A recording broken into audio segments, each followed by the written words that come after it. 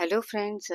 हम लोग कल भारतीय राष्ट्रीय कांग्रेस के पहले जितना भी हुआ था वो हम लोग खत्म कर चुके हैं। ठीक है, अभी हम लोग स्टार्ट करेंगे भारतीय राष्ट्रीय कांग्रेस। तो इसमें आपको है कि किस प्रकार से जो एलन ऑक्टेवियन ह्यूम यानी कि हम लोग एओ ह्यूम कहते हैं, वो आईसीएस के सेवानिवृत्त अधिकारी रह चुके थे और उन्होंने जो है कि भारतीय राष्ट्रीय संघ पहले नाम से बनाया था, बाद में जाके भारतीय राष्ट्रीय कांग्रेस इसका नाम पड़ा था। और ये अखिल भारतीय जो स्तर पे ना एक राजनीतिक संस्था थी और यही संस्था जो है आज़ादी दिलाने के समय तक हमारे जो है कि सारी नीतियों को क्रियान्वित करती रही।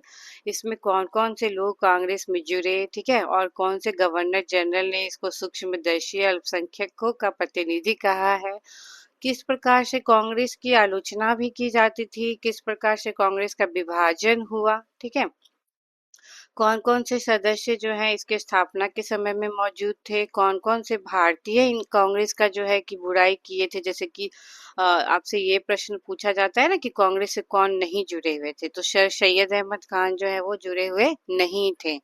तो और भी बहुत सारे कांग्रेस के अधिवेशन से आपका प्रश्न काफी रहता है, जितना भी कांग्रेस का अधिवेशन हुआ है और कांग्रेस अधिवेशन में जो जो मुख्य बातें रही है, जैसे कि हरिपुरा अधिवेशन में सुभाष चंद्र बोस ने हिंदी भाषा की वकालत की थी, कांग्रेस का नया संविधान कब बना, ठीक है, उसके बाद जो है कि कौन से अधिवेशन में जो है कि वंदे मातरम लाया गया था, ये सारी चीजें आपको इस चैप्टर में देखने को मिल जाएगी। तो वीडियो लंबा ना करते हुए हम लोग सीधे इसके प्रश्न पे चले जाते हैं। ओके, चलिए, तो पहला ही आपका प्रश्न है, भारतीय राष्ट्रीय कांग्रेस की स्थापना किया था किसने? एओ ह्यूम ने, जिसका कि पूरा नाम है एलन ऑक्टेवियन ह्यूम। ठीक है, तो इनका पूरा नाम है और भारतीय सिविल सेवा के सेवानिवृत्त अधिकारी ये रह चुके हैं। ओके, ब्रिटिश अधिकारी, ये शिमला बस गए थे पहले और भारतीय नेताओं के साथ मिलकर एक अखिल भारतीय राजनीतिक मंच के गठन का प्रयास किए हैं इन्होंने। ये जो अखिल भारतीय स्तर पे जो मंच है, यह भारतीय राष्ट्रीय संघ पहले था, बाद में जाकर ना ये भारतीय राष्ट्रीय कांग्रेस बन गया। और इस प्रकार से कलकत्ता में, बम्बई में और मद्रास में तीनों प्रेसिडेंसी में जो है इन्होंने एओ ह्यूम ने जो है कि घूमी। और उसके बाद 1885 में भारतीय राष्ट्रीय संघ का एक सम्मेलन पूना में भी आयोजित किया गया था। तो 85 में पूना में भी भारतीय राष्ट्रीय संघ का एक आयोजन हुआ था, जिसमें तीनों प्रेसिडेंसी के सभी भागों के जो है शिक्षित प्रतिनिधि शामिल हुए थे इसमें। ठीक है, ये जो है आपका तीनों प्रेसिडेंसी जो था ना, तीनों प्रेसिडेंसी में जो है कि आपका तीनों प्रेसिडेंसी में शिक्षित प्रतिनिधि इसमें शामिल हुए थे। लेकिन पूना में हैजा फैल जाने के कारण सम्मेलन का स्थल बदल दिया गया। पहले पूना में ही होना था, बाद में ये गोकुल दास तेजपाल संस्कृत कॉलेज बम्बई कर दिया गया। यही याद रखना है आपको। भारतीय राष्ट्रीय कांग्रेस संघ का पहला अधिवेशन जो है वो, ये जो है भारतीय राष्ट्रीय संघ का पहला अधिवेशन 28 से 30 दिसंबर 1885 को हुआ। ठीक है, 1885 को हुआ। इसी सम्मेलन में दादा भाई नौरोजी के सुझाव पर इस संगठन का नाम बदल के फिर बाद में भारतीय राष्ट्रीय कांग्रेस कर दिया गया था। तो सबसे पहले क्या था? ये सबसे पहले था आपका ये सम्मेलन भारतीय राष्ट्रीय संघ। बाद में जो पहला जो अधिवेशन हुआ ना, तो इसका नाम बदल करके भारतीय राष्ट्रीय कांग्रेस कर दिया गया दादा भाई नौरोजी के सुझाव पे। 1885 में बम्बई में सबसे पहला हुआ था। ठीक है, चलिए, अब हम लोग सेकेंड नंबर जो क्वेश्चन है उसको देख लेते हैं। सेकेंड नंबर आपका जो क्वेश्चन है, सेकेंड नंबर क्वेश्चन आपका क्या है? कह रहा है कि वो प्रथम अधिवेशन हम लोग पढ़ चुके हैं ना, बम्बई में गोकुलदास में। कांग्रेस के संस्थापक असैनिक सेवक थे। जो भारतीय राष्ट्रीय कांग्रेस के संस्थापक जो थे वो एक असैनिक सेवक थे। ठीक है, भारतीय राष्ट्रीय कांग्रेस के संस्थापक कौन थे हम लोग पढ़ चुके हैं। एओ ह्यूम। कांग्रेस की स्थापना कब हुई? 85 में हुई। हम लोग सब कुछ देख चुके हैं इसमें, है ना। बम्बई में हुआ था, 1885 में हुआ था ये। और 72 प्रतिनिधि कुल इसमें आए थे बम्बई में जो गोकुलदास तेजपाल संस्कृत कॉलेज है वहां पे इसकी स्थापना हुई थी और प्रथम अधिवेशन वहीं पे हुआ था, बम्बई में। भारतीय राष्ट्रीय कांग्रेस के पहले अधिवेशन की अध्यक्षता किसने की? यहाँ पे स्थापना नहीं पूछ रहा है, स्थापना तो ए ओ ह्यूम होगा। अध्यक्षता की थे व्योमेश चंद्र बनर्जी ने, W.C. बनर्जी। इसके प्रथम महासचिव कौन थे? ए ओ ह्यूम थे। तो जिन्होंने स्थापना किया था वो महासचिव थे भारतीय राष्ट्रीय कांग्रेस के प्रथम अधिवेशन में। सी आंसर 72 होगा। कांग्रेस का प्रथम अधिवेशन सी बम्बई होगा। 8वां क्वेश्चन देखिए, महासचिव कौन थे? एओ ह्यूम थे, वही महासचिव। और अध्यक्ष कौन थे? W.C. बनर्जी। ठीक है। 9 नंबर प्रश्न देखिए, पहले अध्यक्ष कौन है? पहला जो अध्यक्ष है वो आपका W.C. बनर्जी ही होगा। और महासचिव जो पूछे तो एओ ह्यूम। ठीक है। प्रथम वार्षिक अधिवेशन की अध्यक्षता किसने की? W.C. बनर्जी। एक ही क्वेश्चन है ना, तो हम लोग उसको स्किप कर रहे हैं जल्दी जल्दी। इंडियन नेशनल कांग्रेस का अध्यक्ष W.C. बनर्जी। एक ही क्वेश्चन है आपका, बार बार समय नहीं बर्बाद करना। और घटना चक्र तो बहुत किसी का रटा हुआ होगा, बट कुछ कुछ क्वेश्चन इसमें नया आ रहा है और कुछ बॉक्सेस में ना वो नया अपनी तरफ से ऐड भी कर रहा है। 2024-25 का क्वेश्चन इसमें नया है आपको। और जो है कि कुछ कुछ क्वेश्चन, कुछ कुछ चीजें वो अपनी तरफ से ऐड भी कर रहा है। तो बार बार वीडियो नहीं देखना पड़े इसलिए आप आराम आराम से एक कॉपी ले लो। एक कॉपी में आप मॉडर्न हिस्ट्री घटना चक्र टाइटल दे दो, टॉपिक का नाम दे दो, भारतीय राष्ट्रीय कांग्रेस। उसके बाद आप ना लिखना चालू कर दो। अगर आपको कुछ भी नहीं पता है तो आप ये लिखो कि किसने स्थापना किया था, कि कौन अध्यक्षता किया था। अगर ये सब आपको पता है जो जनरल है, तो फिर आप सिर्फ जब नया क्वेश्चन आएगा वहां पे मैं आपको बार बार हाईलाइट करती हूँ, उस चीज को आप नोट करिएगा। ठीक है। चलो, चलिए 14 नंबर प्रश्न देखते हैं। 2023 लेटेस्ट ही है। इस टाइप का ही प्रश्न आएगा आपको कि गठन 1885 में हुआ, पहली अध्यक्षता व्योमेश चंद्र बनर्जी ने किया था, तो ये टाइप का ही आएगा। अब देखते हैं 66 का क्वेश्चन है 2020 का। इसमें क्या है, कह रहा है कि W.C. बनर्जी ने जो है कि निम्न उद्देश्यों से कौन सा नहीं था। तो बनर्जी के द्वारा जो कांग्रेस अध्यक्षता किए थे, तो कौन सा इसमें नहीं था? तो ई का मतलब है कि आपको इसमें एक से ज्यादा।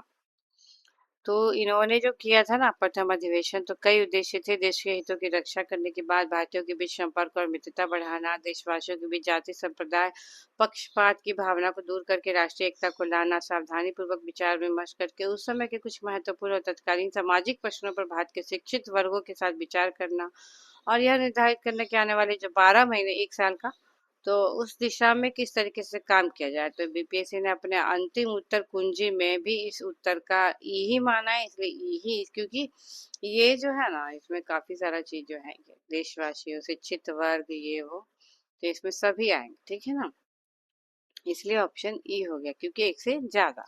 अब 16 नंबर प्रश्न देखते हैं। चलो, राष्ट्रीय आंदोलन के प्रथम चरण में कांग्रेस की निम्न में से कौन सी मांग नहीं थी? तो कार्यपालिका और न्यायपालिका का एकीकरण। अब ये देखिए, हो सकता है कि इस क्वेश्चन में जो नए बच्चे हैं, वन लाइनर, जो अभी तक लूसेंट से ही पढ़े, घटना चक्र अभी पहली बार ही उठा रहे हैं, आपको ये डी नंबर ना लिख लेना चाहिए। क्यों? क्योंकि प्रथम चरण में कांग्रेस की निम्न में से कौन सी मांग नहीं थी? प्रथम चरण में कार्यपालिका और न्यायपालिका का एकीकरण की बात नहीं थी। भारतीय राष्ट्रीय कांग्रेस ने लेजिस्लेटिव काउंसिल के सदस्यों की संख्या में वृद्धि करने की बात की, विधान परिषद में सदस्यों की संख्या वृद्धि, विस्तार, भारतीयों की भागीदारी बढ़ाना, काउंसिल में जनप्रतिनिधियों की संख्या में वृद्धि करना, कार्यपालिका और न्यायपालिका से पृथककरण करना, विधान परिषद को ज्यादा अधिकार दे देना, इन सभी बातों पे की थी। लेकिन कार्यपालिका और न्यायपालिका के एकीकरण की मांग इसमें नहीं की गई थी। इसमें ऊपर भी देखिए, कार्यपालिका का न्यायपालिका से पृथककरण, विधान परिषदों को ज्यादा अधिकार देना, ठीक है, ये सभी बातें थी, बट एकीकरण का बात नहीं था। ठीक है। तो ये सारा जो बॉक्सेस में है वही बातें थी, उनके उद्देश्य वही थे सबसे पहले प्रथम चरण में, कि भारतीयों की भागीदारी बढ़ाई जाए, जनप्रतिनिधियों की संख्या में वृद्धि किया जाए, काउंसिल में कार्यपालिका और न्यायपालिका से पृथककरण कर दिया जाए, विधान परिषद का ज्यादा अधिकार दे दिया जाए, ये सारी चीजें। 17 नंबर प्रश्न देखो, भारत का वायसराय कौन था जी उस समय? Lord Dufferin. इसी ने ये डफर ही बोला था कि ना कांग्रेस ये क्या कहते हैं उसको, कांग्रेस जो है सूक्ष्मदर्शी अल्पसंख्यक वर्गों का प्रतिनिधित्व करता है। लॉर्ड डफरिन का कार्यकाल 1884 से 1888 था, तो 1 साल बाद ही जो है कि 85 में हो गया। और इसने ही कहा कि सूक्ष्मदर्शी अल्पसंख्यक संस्था है। ये लॉर्ड डफरिन के कार्यकाल में राष्ट्रीय कांग्रेस की स्थापना महत्वपूर्ण घटना है। ठीक है। तो इनका काल है 1884 से 88। ठीक है। कांग्रेस को ये डफरिन ही कहा था। एक ही क्वेश्चन है, देखते जाओ। 19 नंबर भी सेम ही है। ठीक है, सेम क्वेश्चन है ना, तो हम लोग इसको स्किप करते हैं। ओके, लॉर्ड डफरिन वाला। चलो, एकदम सेम सेम क्वेश्चन है। 23 नंबर में आ जाओ। भारतीय राष्ट्रीय कांग्रेस के स्थापना अधिवेशन में कौन उपस्थित नहीं थे? देखो, उपस्थित कौन नहीं था ये बात है। तो दादा भाई नौरोजी थे, जस्टिस रनाडे थे, जी सुब्रमण्यम अय्यर थे। कौन नहीं था? सुरेंद्र नाथ बनर्जी नहीं थे। तो नौरोजी, रानाडे और जी सुब्रमण्यम अय्यर ये सभी थे। ठीक है। तो इनका सेशन तो पता ही होगा, दादा भाई नौरोजी का 1886 से 1893। फिर 1906 में भी इन्होंने 3 बार जो है कि कांग्रेस की अध्यक्षता इन्होंने की है। 86 में किया है, 1893 में किया है और 1906 में किया है। इन्होंने 3 बार अध्यक्षता की। चलिए आगे अगर दिया होगा तो देखिए। 1876 में बंगाल के युवा राष्ट्रवादियों ने सुरेंद्र नाथ बनर्जी और आनंद मोहन बोस के नेतृत्व में, हम लोग कल पढ़े थे ना इसको, इंडियन एसोसिएशन का गठन किया। और 1883 में फिर इंडियन एसोसिएशन ने भारतीय राष्ट्रीय सम्मेलन में मिलने का ये कर दिया ना, आयोजन हुआ। दूसरा सम्मेलन जब 1885 में कलकत्ता में हुआ था, तो जिसकी अध्यक्षता सुरेंद्र नाथ बनर्जी ने की थी। और यही कारण था कि भारतीय राष्ट्रीय सम्मेलन से जुड़े सुरेंद्र नाथ बनर्जी 1885 में भारतीय राष्ट्रीय कांग्रेस के स्थापना सत्र में शामिल नहीं हुए थे। तो ये शामिल नहीं हुए थे क्योंकि वो अपना जो है कि इंडियन एसोसिएशन का कर रहे थे, भारतीय राष्ट्रीय सम्मेलन। ठीक है।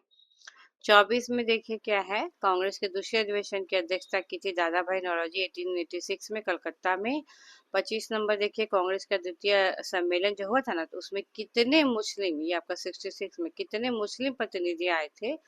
तो 33। और बिहार का 31 गया था दूसरा अधिवेशन में, ये याद रखिएगा। देखिए अगर हो सके बिल्ले इसमें। कांग्रेस का द्वितीय सम्मेलन जो हुआ था 1886 में, दादा भाई नौरोजी ने कलकत्ता में जब किया था अध्यक्षता। दूसरे अधिवेशन में 436 लोग गए थे, जिसमें कि 33 मुस्लिम थे। मुस्लिम प्रतिनिधियों की संख्या 2 थी। दूसरे सम्मेलन में तो 33 था, प्रथम में 2 ही था। और तीसरा सम्मेलन में 81 हो गया, चौथा सम्मेलन में 221 हो गया। तो धीरे धीरे कांग्रेस अपने सम्मेलन में मुस्लिमों की संख्या को बढ़ा रही थी। और कांग्रेस, कहा भी जाता है कि कांग्रेस ना होती तो भारत का विभाजन ना होता, ये वो कई सारे इल्जाम लगाए जाते हैं। बट आप लास्ट लास्ट तक आप जब पढ़ोगे इतिहास तो आपको सच्चाई समझ में आ जाएगी। और कांग्रेस किस तरीके से जो है कि आज़ादी तक भारत पे राजनीतिक रूप से एक सशक्त संस्था के रूप में काम किया, ये सारी चीजें आपको इसमें देखने को मिलेगी। तो हिस्ट्री को उस नजरिए से पढ़ना है, ये नहीं कि रट लो क्या 2 था, 33 था, एक 81 था, ये करके नहीं पढ़ना है। ये नहीं, दिमाग में ये रखना है कि क्या क्या किया है कांग्रेस। अभी तो कांग्रेस का बड़ा बुराई हो रहा है, राहुल गांधी ये है वो है।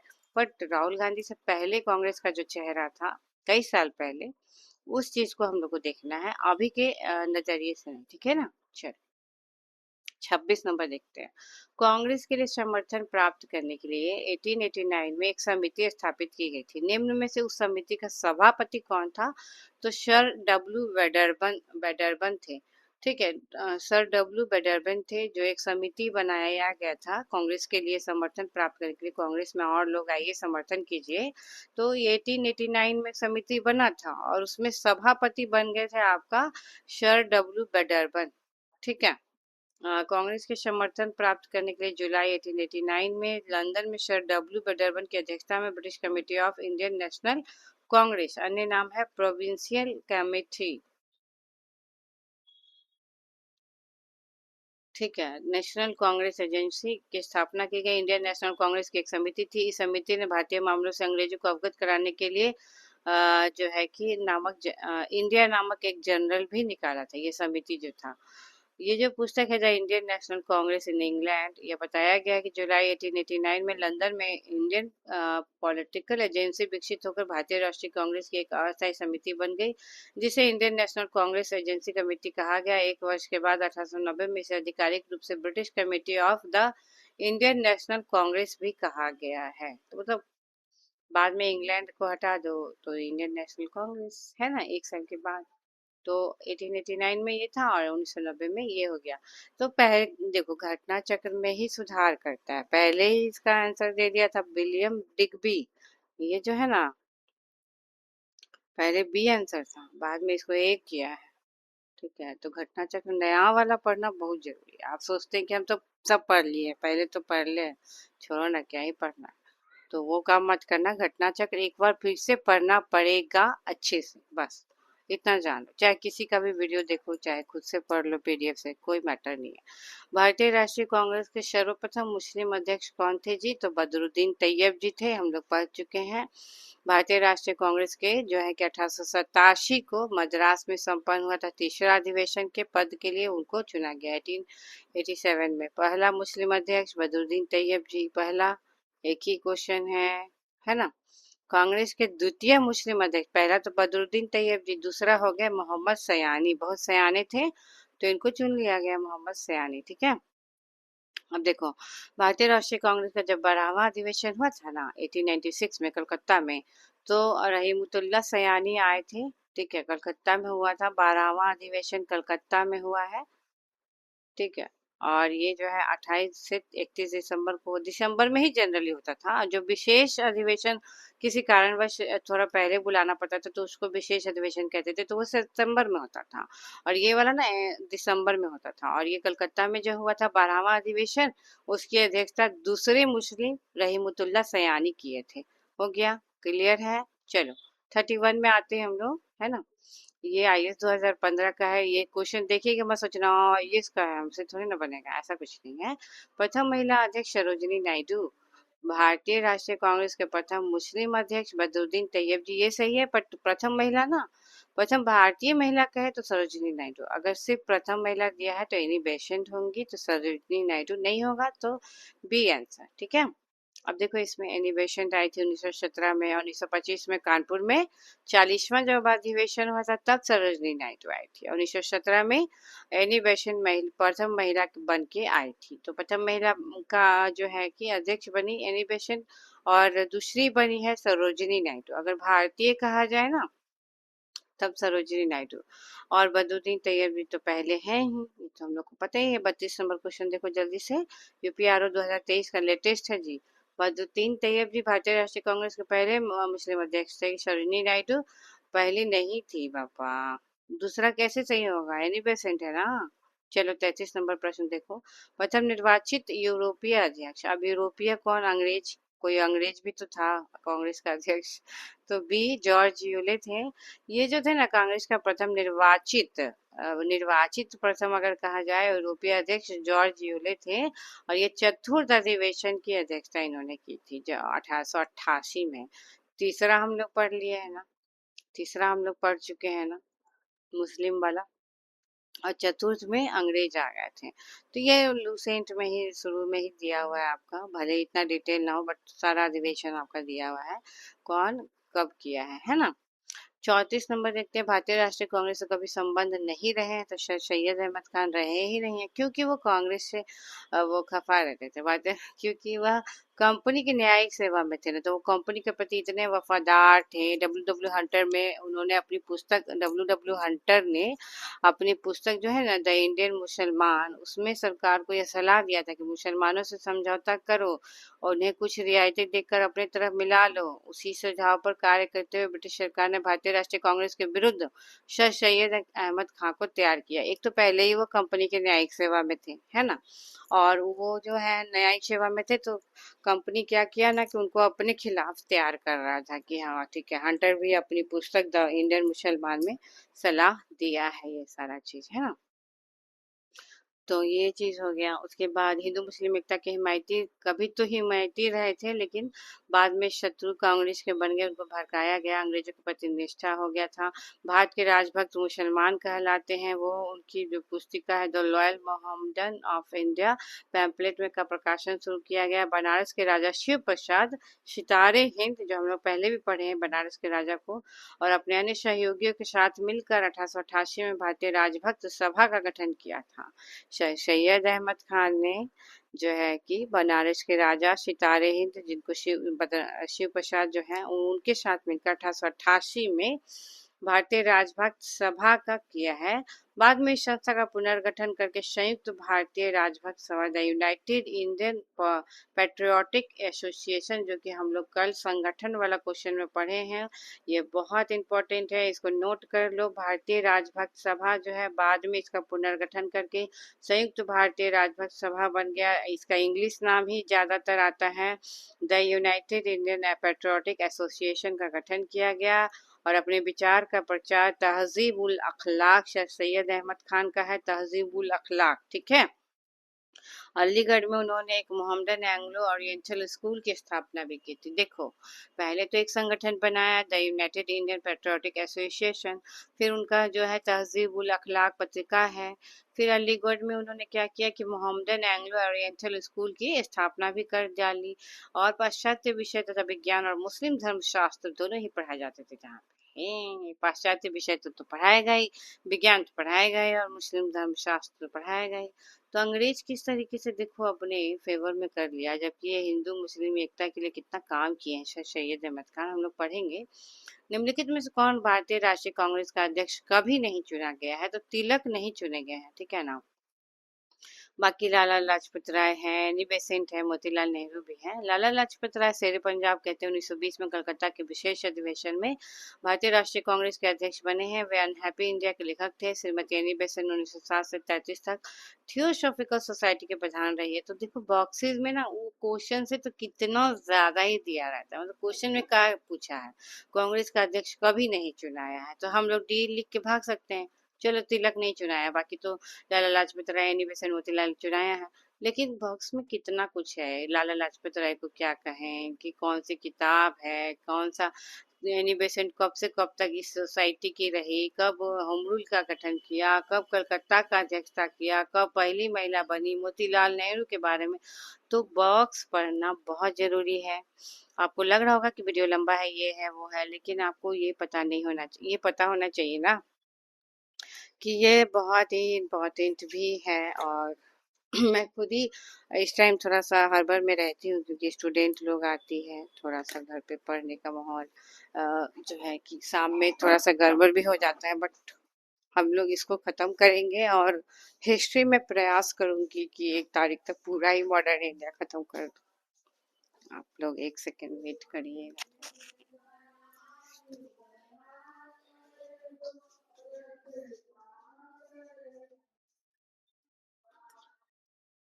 शोर काफी हो रहा है। चलिए 87 नंबर तक प्रश्न है, इसको खत्म किया जाए, है ना। तो इसमें अनहैप्पी इंडिया लाला लाजपत राय का ही है। इन्हीं बेसेंट 1907 से 1933 तक थियोसॉफिकल सोसाइटी के प्रधान रही है। 1916 में होम रूल लीग का गठन किया गया। कलकत्ता में 1917 में कांग्रेस की अध्यक्षता भी की है उन्होंने, और भारतीय राष्ट्रीय कांग्रेस की पहली महिला बनी अध्यक्ष। मोतीलाल नेहरू 1919 से 1928 के में कांग्रेस के अध्यक्ष रहे, 1919 में रहे, और 1928 में मोतीलाल नेहरू रहे। 1923 में स्वराज पार्टी। तिलक महाराष्ट्र के चित्पावन ब्राह्मण थे, उन्होंने केसरी और मराठा का संपादन किया। स्वराज मेरा जन्म सिद्ध अधिकार है, कांग्रेस के अध्यक्ष वो कभी नहीं रहे हैं। 36 नंबर प्रश्न चलो देखते हैं। तो हम लोग पढ़ चुके हैं, बेसेंट हैं, तिलक कभी नहीं अध्यक्षता किए हैं। 38 नंबर क्वेश्चन देखिए, भारतीय राष्ट्रीय कांग्रेस के अध्यक्ष रही हैं, एनी बेसेंट रही है। कांग्रेस ने पहली बार एक महिला के अध्यक्ष के रूप में चुना, वही कलकत्ता अधिवेशन में 1917 में ही ना आई थी एनी बेसेंट।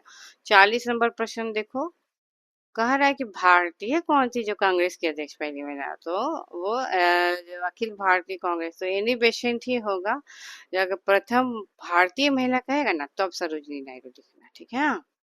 चलो 41 देखते हैं हम लोग। क्या है ना कि भारतीय राष्ट्रीय कांग्रेस की प्रथम महिला अध्यक्ष, आप एनी बेसेंट देखो ना, एक ही क्वेश्चन है इसलिए हम लोग स्किप करते हैं उसको, है ना, एक ही क्वेश्चन है। 44 में देखो, लाल बाल पाल त्रिगुट जो है ना भारतीय राष्ट्रीय कांग्रेस का अध्यक्ष हुआ कब, कौन व्यक्ति भारतीय राष्ट्रीय कांग्रेस का अध्यक्ष हुआ। तो इसमें एक दो लोग हैं, क्योंकि लाल बाल पाल जो हम लोग कहते हैं लाला लाजपत राय ने तो 1920 में किया ही था, हम लोग पढ़ चुके हैं विशेष शस्त्र का। बाकी अन्य जो है तिलक तो नहीं किए थे, बिपिन चंद्र पाल में से किसी ने भी कांग्रेस का नहीं किया है। तो आंसर आपका होना चाहिए दोनों, कि यानी कि आपका सी और बी दोनों होना चाहिए। तो ऑप्शन ई रहेगा तो होगा, नहीं तो बी और सी दोनों आंसर है ना। लाल बाल पाल में सिर्फ जो है कि लाल ने किया है, बाल और पाल ने नहीं किया। और ये हम लोग सरोजिनी नायडू पहले पढ़ चुके हैं, भारतीय महिला अध्यक्ष। सरोजिनी नायडू जो है ना कवित्री भी थी, राष्ट्रवादी नेत्री थी। 1925 में कानपुर में भारतीय राष्ट्रीय कांग्रेस के 40वें वार्षिक अधिवेशन में आई थी, कानपुर में 1925 में, ठीक है। महात्मा गांधी की वो निष्ठावान सहयोगी थी, स्वतंत्रता संग्राम में भाग लिए, कई बार जेल गई और 1947 से 1949 तक संयुक्त प्रांत उत्तर प्रदेश की राज्यपाल, पहली महिला राज्यपाल चुनी गई थी सरोजिनी नायडू। 47 से 49 में संयुक्त प्रांत यानी कि उत्तर प्रदेश का, ठीक है।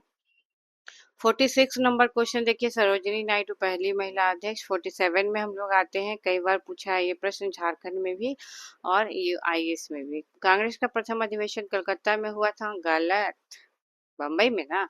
बाकी तो दूसरा सही है कि दूसरा को दादा भाई नौरोजी ने किया था। नौरोजी ने कब किया था? 1890 सॉरी 1886 में ठीक है ना। तो और उसके बाद भारतीय राष्ट्रीय कांग्रेस और मुस्लिम लीग दोनों ने लखनऊ में, तो ये भी सही है आपका, लखनऊ समझौता 1916 का हुआ था, तो 2 और 3 सही है। ओके, चलो 48 नंबर प्रश्न आते हैं हम लोग। कह रहा है क्या कि 27वां अधिवेशन किस स्थान पे हुआ था जी? तो बांकीपुर। तो बांकीपुर जो है कि पटना में ही है, बिहार राज्य के पटना में 27वां अधिवेशन दिसंबर 1912 में। और इसकी अध्यक्षता किसने की थी? तो आर एन मुधलकर ने की थी, आर एन मुधलकर ने की थी। बांकीपुर 1912 27वां अधिवेशन, ठीक है। और इसी अधिवेशन में ए यू को कांग्रेस का पिता और संस्थापक कहा गया है। स्थापना कब की है? 1885 में। हुआ कब? नाम कब पड़ा? 1912 में संस्थापक नाम पड़ा उनका एओ ह्यूम का। चलो 49 नंबर, चलो देखते हैं हम लोग क्या कह रहा है।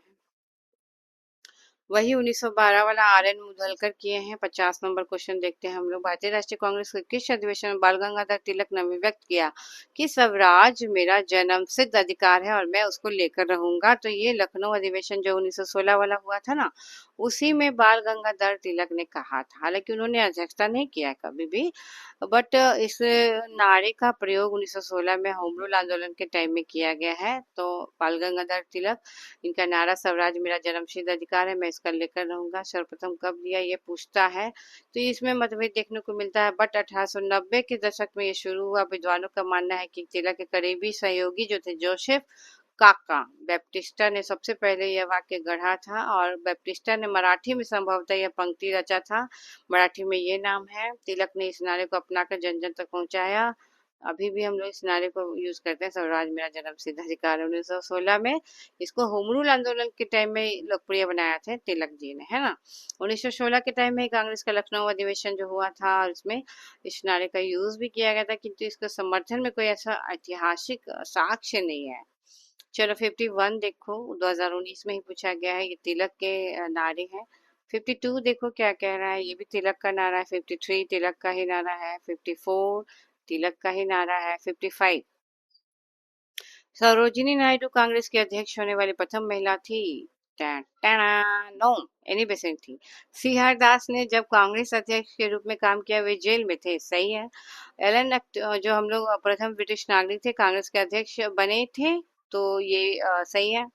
कांग्रेस के अध्यक्ष अल्फ्रेड वेव 1894 में कांग्रेस के अध्यक्ष बने हैं, ये भी आपका सॉरी, ये कभी कांग्रेस के अध्यक्ष नहीं बने, इन्होंने स्थापना किया था। प्रथम अध्यक्ष वो बने थे ना, बनर्जी ने, क्या नाम है वो, हम लोग पढ़े थे। तो 2 और 4 होगा आपका, है ना, 2 और 4 होगा। ए वही हम नहीं बने हैं अध्यक्ष, वो स्थापना किए हैं, ठीक है।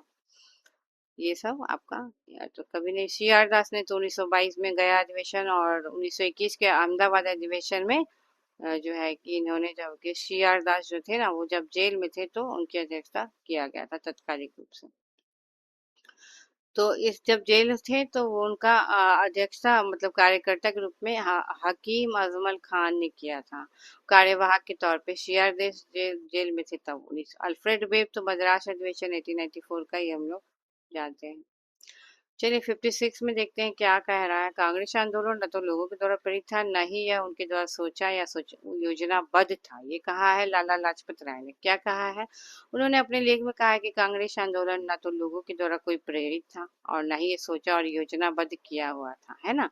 57 जो 2023 में 69 में पूछा है, क्या कह रहा है? सुरक्षा बॉल्व सिद्धांत के आधार पर भारतीय राष्ट्रीय कांग्रेस की स्थापना ब्रिटिश सरकार को खतरों से बचाने के लिए की गई थी। यह विचार किस नेता का है? तो ये लाला लाजपत राय का है। उन्होंने सेफ्टी बॉल्व प्रिंसिपल दिया था। उन्होंने कहा कि जो है कि गरम दल के नेता थे लाला लाजपत राय, और इनकी पुस्तक है यंग इंडिया।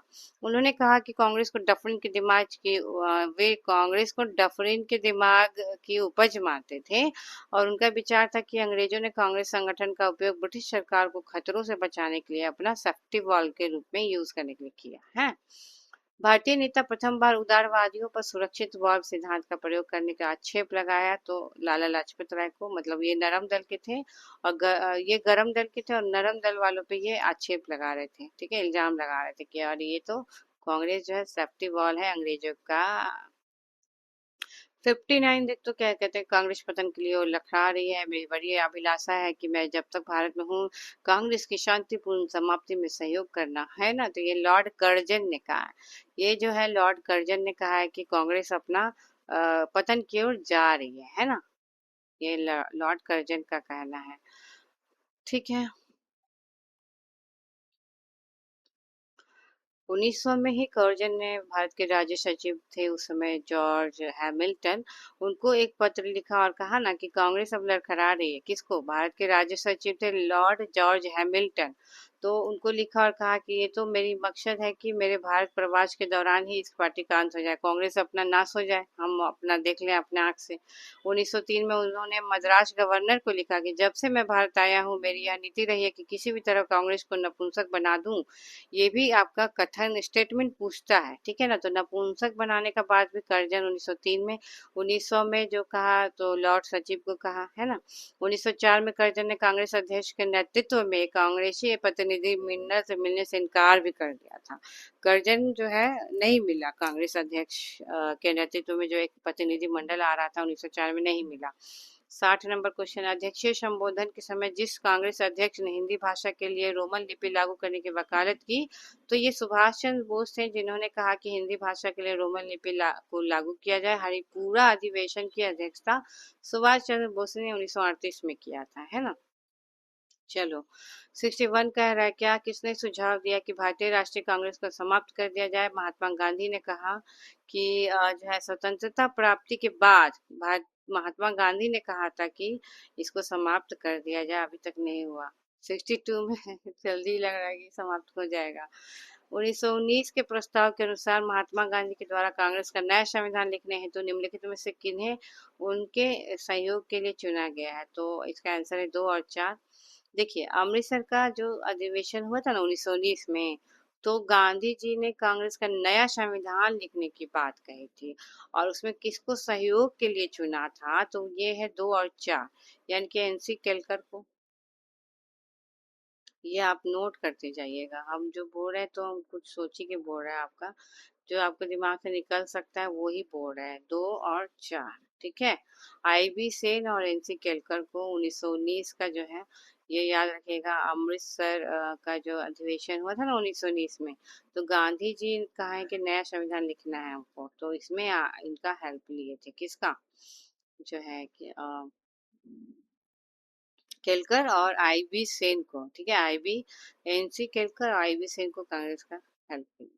63 देखिए, क्या कह रहा है ना इसमें कि गवर्नर जनरल अधिवेशन स्थल निम्न में से कौन सा था? तो ये आपका कांग्रेस के एक अधिवेशन में एक गवर्नर जनरल ने भाग लिया था, तो बी लॉर्ड विलिंगडन आया था बम्बई का 1915 वाला अधिवेशन में, ठीक है, बी लॉर्ड विलिंगडन ने कांग्रेस के बम्बई अधिवेशन में भाग लिया था 1915 में।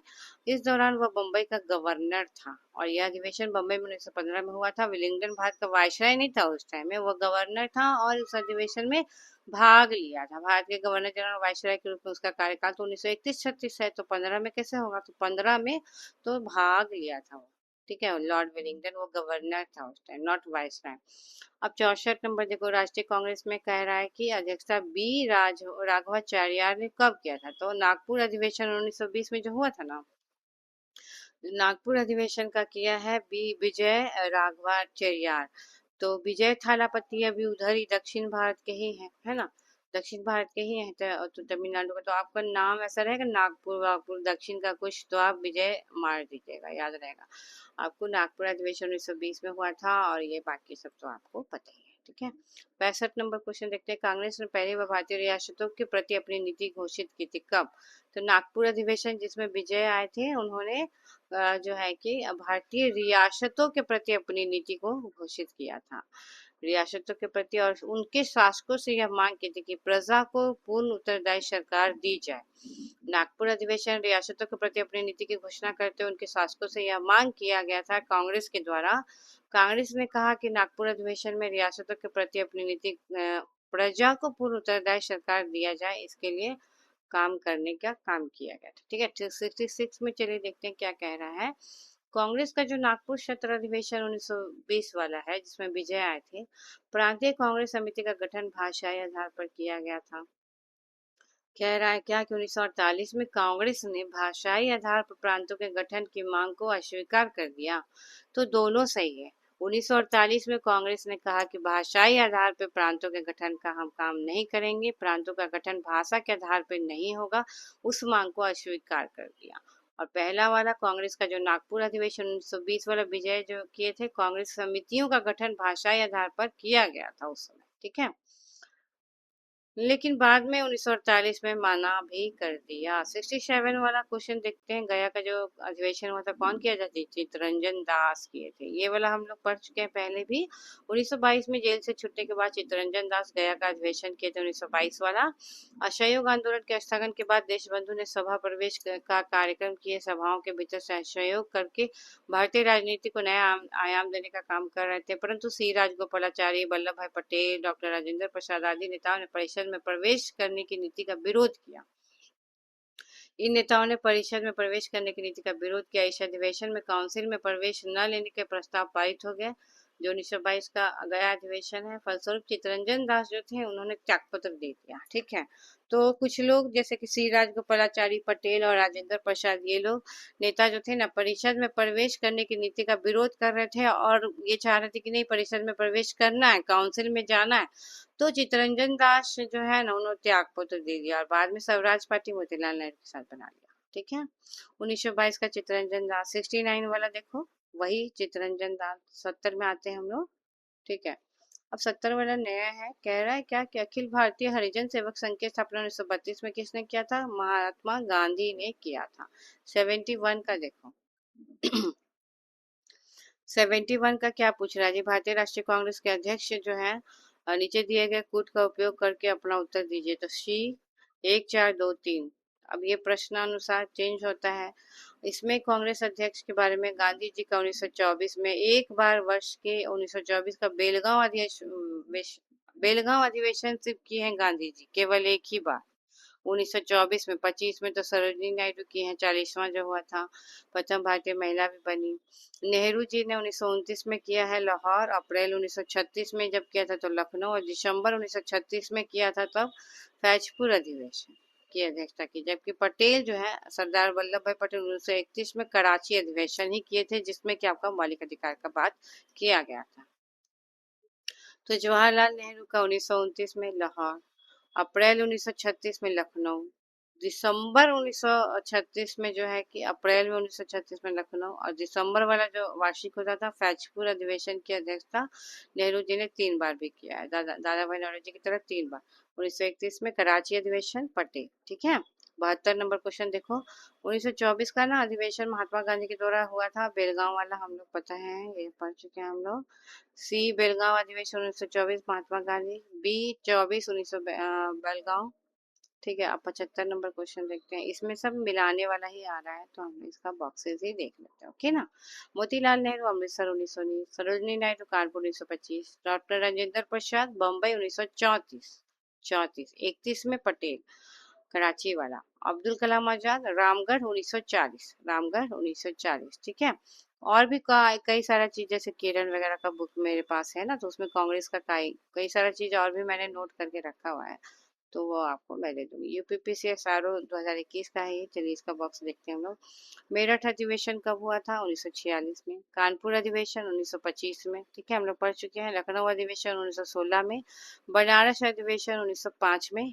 बनारस अधिवेशन वही शिव प्रसाद वाला हम लोग जो पढ़े वो, ठीक है।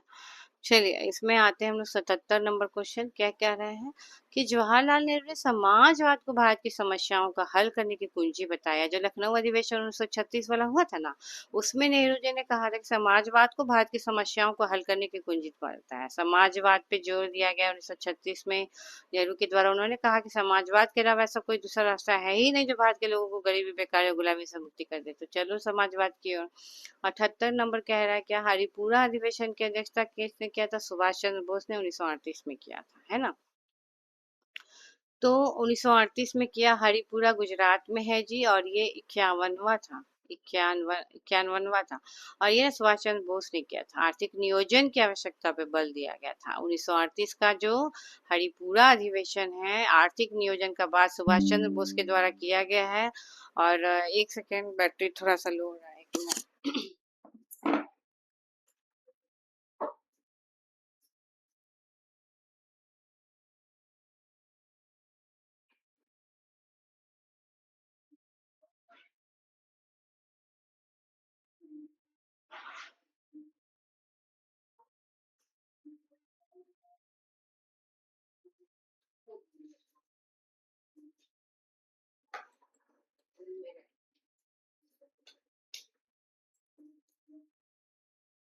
Yes, yes, yes.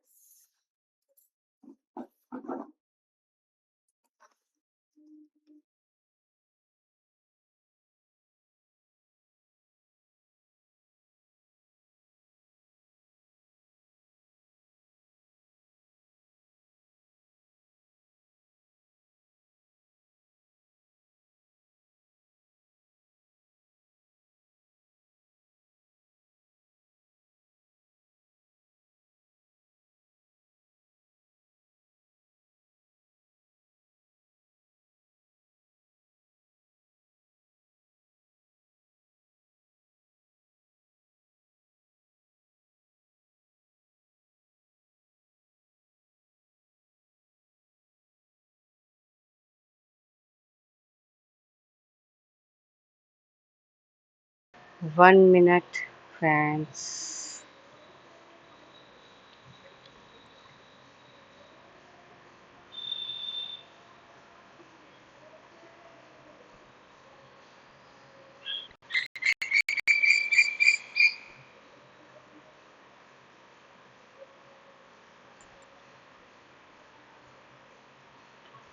तो ये जो है आपका 1938 का जो हुआ था ना, वो गुजरात के हरिपुरा में हुआ था। सुभाष चंद्र बोस ने इसकी अध्यक्षता की थी। आर्थिक नियोजन की आवश्यकता पर बल देने की बात की गई। 1938 में सुभाष चंद्र बोस, पंडित जवाहरलाल नेहरू की अध्यक्षता में आर्थिक नियोजन समिति का गठन भी किया गया था इनकी अध्यक्षता में। और राजेंद्र प्रसाद को वर्ष 1934 में कांग्रेस का अध्यक्ष चुना गया है। राजेंद्र प्रसाद को वर्ष 1934 में कांग्रेस का अध्यक्ष चुना गया है, ये बात याद रखिएगा। 1934 में राजेंद्र प्रसाद को कांग्रेस का अध्यक्ष चुना गया, ठीक है। चलिए नेक्स्ट क्वेश्चन क्या है आपका, किसको राष्ट्रीय योजना समिति का गठन किया गया था? तो ये तो आपको जवाहरलाल नेहरू राष्ट्रीय योजना समिति, हम लोग ऊपर भी देखे पढ़े हैं। जवाहरलाल नेहरू सुभाष चंद्र बोस की अध्यक्षता में आर्थिक नियोजन समिति का गठन किया गया। राजेंद्र प्रसाद 1934 में कांग्रेस के अध्यक्ष चुने गए। आगे चलकर 1940 से 46 तक अब्दुल कलाम आजाद जो है कि अध्यक्ष रहे करीब 6 साल तक, जबकि जेबी कृपलानी 46 में मेरठ कांग्रेस अधिवेशन की अध्यक्षता किए हैं। 46 में मेरठ में कांग्रेस की अध्यक्षता किसने किया? जेबी कृपलानी ने 46 में किया। ओके, राष्ट्रीय योजना समिति हम लोग पढ़ चुके। Jawaharlal Nehru 80 number question. चलिए देखते हैं भारतीय राष्ट्रीय कांग्रेस का अध्यक्ष किसे चुना गया था? सुभाष चंद्र बोस को हरिपुरा अधिवेशन के लिए। 81 नंबर क्वेश्चन देखिए, सेम क्वेश्चन अब्दुल कलाम आजाद वाला, जो कि सबसे कम आयु में बने थे भारतीय राष्ट्रीय कांग्रेस का अध्यक्ष। सबसे कम आयु में बनने वाले राष्ट्रीय कांग्रेस अध्यक्ष हैं अब्दुल कलाम आजाद। सबसे कम आयु में सबसे ज्यादा टाइम के लिए 1923 में दिल्ली में आयोजित भारतीय राष्ट्रीय कांग्रेस के विशेष सत्र में अध्यक्ष बनाए गए हैं। वो भारतीय राष्ट्रीय कांग्रेस का अध्यक्ष पद धारण करने के सबसे कम उम्र में वो व्यक्ति बने हैं। 1940 से 46 तक 6 वर्ष तक रहे भी थे वो, सबसे लंबा टाइम तक, ठीक है ना।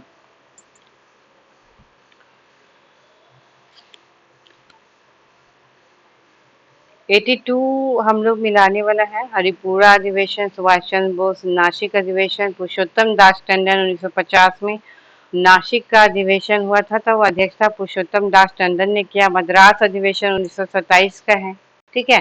मद्रास अधिवेशन किसका है? 1927 का। अध्यक्षता एम ए अंसारी ने किया। कानपुर अधिवेशन 1950 में सरोजनी नायडू पहली भारतीय महिला अध्यक्ष, ठीक है। चलो 83 देखते हैं। भारतीय राष्ट्रीय कांग्रेस का अध्यक्ष कौन था? लगातार 6 वर्ष तक अब्दुल कलाम आजाद थे। हम लोग पढ़ चुके हैं। आजादी के पूर्व यह सबसे लंबा कार्यकाल था और सबसे लंबे कार्यकाल तक इसके बाद इंदिरा गांधी बनी, राजीव गांधी जी बने, सोनिया गांधी बनी है 2000 अभी, और उसके बाद जवाहरलाल नेहरू, सोनिया, इंदिरा गांधी, और इसके बाद जो है कि ये, ठीक है। 84 नंबर क्वेश्चन, जब भारत स्वतंत्र हुआ था तो उस समय कांग्रेस का अध्यक्ष कौन था? तो जेबी कृपलानी थे। जेबी कृपलानी थे जब भारत स्वतंत्र हुआ था उस टाइम। ये देखिए कांग्रेस के अध्यक्ष जेबी कृपलानी थे। उन्हें कांग्रेस के 54वें अधिवेशन जो है कि 1946 में मेरठ का अध्यक्ष भी चुना गया था। आजादी के समय अध्यक्ष में वही थे। 55वें अधिवेशन जो हुई थी जयपुर में, उसका पट्टाभी सीतारामैया किए हैं। 1948 में जो जयपुर में हुआ था तो उसका पट्टाभी सीतारामैया किए हैं। बेलगांव वाला तो पता ही, ऑप्शन से उठा के देता है ये, ठीक है। और लखनऊ और फैजपुर का जो जवाहरलाल नेहरू ने किया था, ठीक है, 1929 में, 1936 में, 1929 में, है ना। और 1936 में लखनऊ पर किए हैं। पटेल का हम लोग पढ़ चुके हैं। कराची अधिवेशन 1885, सॉरी 1931 में। अब देखिए कि कांग्रेस का अध्यक्ष कौन था? भारत का विभाजन के टाइम में एक ही टाइम क्वेश्चन पूछते रहता है। जन गण मन पे आते हैं, यही आपको इम्पोर्टेंट है। भारतीय राष्ट्रीय कांग्रेस का अधिवेशन जब 1911 वाला हुआ था ना, तो उस समय जन गण मन पहली बार गाया गया था। रविन्द्रनाथ टैगोर के द्वारा मूल रूप से बांग्ला में रचित, ठीक है, ये आपका इम्पोर्टेंट है ना। ये बांग्ला में रचित रविन्द्रनाथ टैगोर का है। जन गण मन के हिंदी संस्करण को संविधान सभा ने भारत के राष्ट्रगान के रूप में 24 जनवरी 1950 को अपना लिया था। कब? जब भारतीय राष्ट्रीय कांग्रेस का अधिवेशन 1911 वाला जो हुआ था उसमें पहली बार गाया है, सिर्फ गाया गया था, बट अपनाया 1950 में है। 24 जनवरी को, 26 जनवरी के 2 दिन पहले, ये याद रखिएगा नए स्टूडेंट। 1911 में भारतीय राष्ट्रीय कांग्रेस का कलकत्ता अधिवेशन जो हुआ था ना 1911 वाला, तो उस समय जो है कि वो गाया गया था पहली बार, ठीक है। 87 लास्ट क्वेश्चन है आपका। 87 में क्या कह रहा है कि बाल गंगाधर तिलक ने कब कांग्रेस का अंतिम अधिवेशन जिसमें बाल गंगाधर तिलक ने भाग लिया था, ओनली भाग लेने का बात हो रहा है, अध्यक्षता नहीं की है, ठीक है। न इन्होंने किया है, न लाल बाल पाल में, सिर्फ लाला लाजपत राय किया 1920 वाला।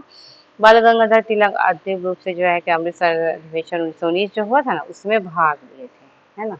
अब आपका ये खत्म होता है, लेकिन जो है कि थोड़ा देर चार्ज कर लेते हैं, उसके बाद नेक्स्ट आपका भारत में गरम दल और नरम दल खत्म करा देंगे, ठीक है। तो चलिए हम लोग जो है नेक्स्ट टॉपिक में हम लोग जो है कि 2-3 टॉपिक उठा लेंगे क्योंकि जल्दी जल्दी खत्म करना है। Okay, thank you friend.